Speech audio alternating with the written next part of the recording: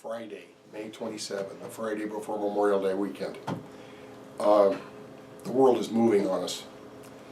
The Fed has been talking about tightening, about normalizing policy, even though neither they nor anybody knows where normal might lie.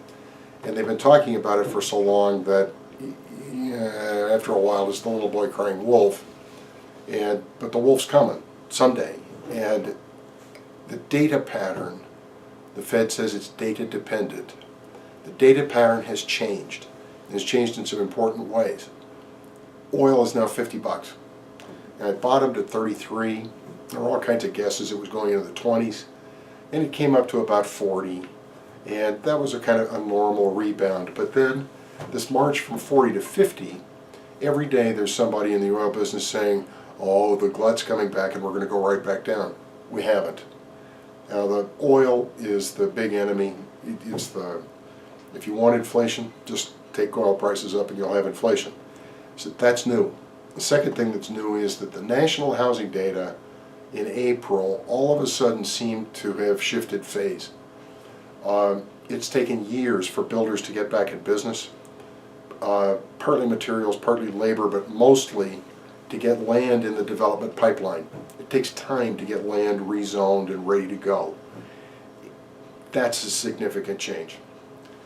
Third change is that markets worldwide have settled down since their panic in December when the Fed raised the cost of money by the first quarter point. And the Fed has some good reason to believe that you've had 6 months to think it over.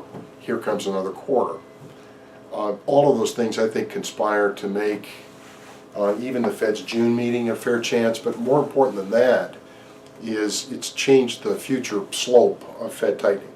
If all of this data comes together, it's not that the Fed should lean into the economy and try to slow it down, but if housing and oil are both turning, then it's time to come up as far as the Fed dare out of this emergency low.